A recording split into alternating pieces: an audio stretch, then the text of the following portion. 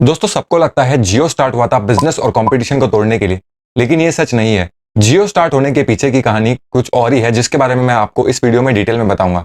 जियो launch हुआ था 5 सितंबर 2016 को, लेकिन उसका प्रोसेस काफी साल पहले स्टार्ट हो चुका था और ये सारी चीजों के बारे में मैं आपको इस वीडियो में डिटेल में बताऊंगा। लेकिन अभी तक अगर आपने चैनल को सब्सक्राइब नहीं किया है तो प्लीज सब्सक्राइब कर लीजिए और बेल आइकन को प्रेस कर दीजिए। तो टॉपिक पे वापस आते हैं। दोस्तों, ये बात है 2011 की, जब मुकेश अंबानी की बेटी ईशा अंबानी यूएस में अपनी पढ़ाई पूरी कर रही थी और कुछ दिन की छुट्टियों के लिए वो इंडिया आए थे अपने घर में। इस छुट्टियों के दौरान उन्हें अपने पढ़ाई के लिए एक असाइनमेंट सबमिट करना था, जिसके लिए उन्हें इंटरनेट की जरूरत थी। और जब वो इंडिया में रहकर इंटरनेट यूज कर रहे थे तो उन्हें काफी खराब एक्सपीरियंस मिला इंटरनेट यूज करते वक्त, जिसकी वजह से उन्होंने अपने पिता मुकेश अंबानी को बताया।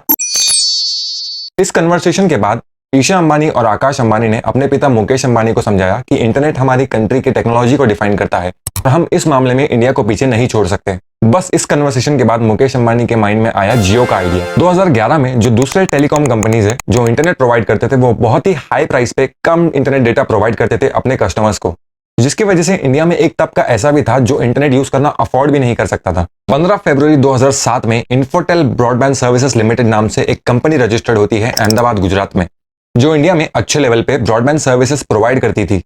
2010 में 95% शेयर्स इस कंपनी के खरीद लिए जाते हैं रिलायंस कंपनी के द्वारा 4800 करोड़ में। उसके बाद 2013 में Infotel broadband service limited company का नाम चेंज कर दिया जाता है रिलायंस जियो इन्फोकॉम लिमिटेड सर्विसेज के नाम से। जियो पूरे इंडिया के लिए कमर्शियली लॉन्च होने के पहले 2015 में लॉन्च हो गया था इंटरनली अपने एम्प्लॉयज और अपने कमर्शियल पार्टनर्स के लिए, जिसमें वो जियो के नेटवर्क को और फैसिलिटीज को टेस्ट कर रहे थे।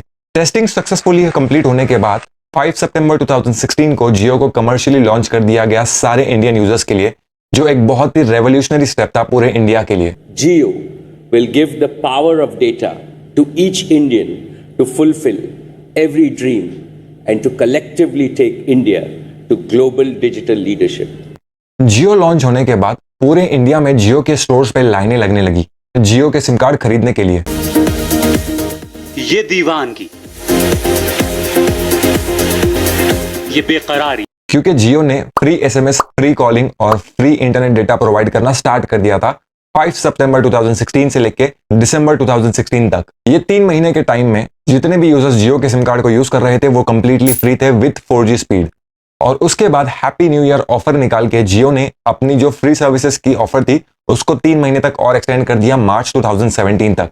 लेकिन हैप्पी न्यू ईयर ऑफर में जियो ने एक फेयर यूजेज पॉलिसी अप्लाई कर दी दिसंबर के बाद, कि दिसंबर के बाद सिर्फ 1 GB per day internet users को यूज करने के लिए मिलेगा।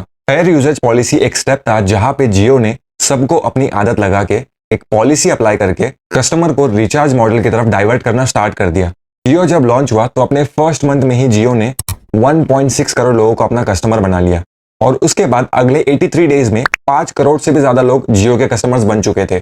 और लॉन्च होने के 170 दिन में ही जियो ने 100 मिलियन लोगों को अपना कस्टमर बना लिया था, जिसका एवरेज ऐसा था कि हर सेकंड 7 ऐसे कस्टमर्स थे जो जियो पे स्विच हो रहे थे।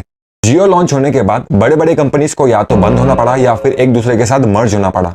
जियो ने इतने बड़े मार्केट को इतना इजीली सिर्फ फ्री सर्विसेज प्रोवाइड करके क्रैक नहीं किया, बल्कि जियो का सबसे इंपॉर्टेंट टर्निंग पॉइंट था 4G नेटवर्क। जहां दूसरे टेलीकॉम कंपनीज हाई प्राइस पे 3G नेटवर्क अपने कस्टमर्स को प्रोवाइड कर रहे थे, वहां पे जियो ने 4G नेटवर्क सारे कस्टमर्स को फ्री में बांटना शुरू कर दिया था। 4G नेटवर्क में लोगों को हाई स्पीड, लो लेटेंसी और फास्टर कनेक्शन मिलने लगा, जिसकी वजह से लोग काफी खुश हो गए थे और बहुत ही तेजी से जियो को अडेप्ट करने लगे। जियो ने फ्री में इंटरनेट, कॉलिंग, एसएमएस प्रोवाइड करके वो मार्केट को भी कैप्चर कर लिया था जहां पे दूसरे टेलीकॉम कंपनीज अभी तक पहुंच भी नहीं पाए थे, और वो मार्केट था रूरल एरिया का। जियो के आने के बाद हर गांव में हर इंसान को इंटरनेट का एक्सेस मिलने लगा, जिसकी वजह से काफी लोग सोशल होने लग गए थे। जियो सिर्फ अपने सिम कार्ड के थ्रू फ्री सर्विसेज प्रोवाइड करने पे नहीं रुका। उसके बाद जियो ने लॉन्च किया अपना जियो फोन सिर्फ 1500 रुपए में, जो अमाउंट अपने कस्टमर्स के लिए रिफंडेबल भी थी, जिसमें कस्टमर अपना जियो का सिम कार्ड जियो फोन में डाल के फ्री इंटरनेट, कॉलिंग और एसएमएस यूज कर सकता था।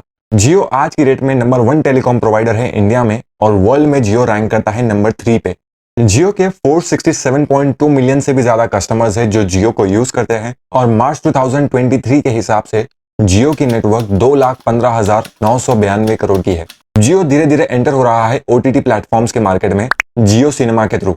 देखते हैं ओटीटी प्लेटफॉर्म्स के मार्केट को जियो कैसे क्रैक करता है और टेलीकॉम इंडस्ट्री की तरह और कितने OTT प्लेटफॉर्म्स की कंपनीज को बंद होना पड़ेगा जियो सिनेमा की वजह से। वीडियो आपको कैसा लगा कमेंट करके बताइए और ये वीडियो अपने दोस्तों के साथ ज्यादा से ज्यादा शेयर कीजिए।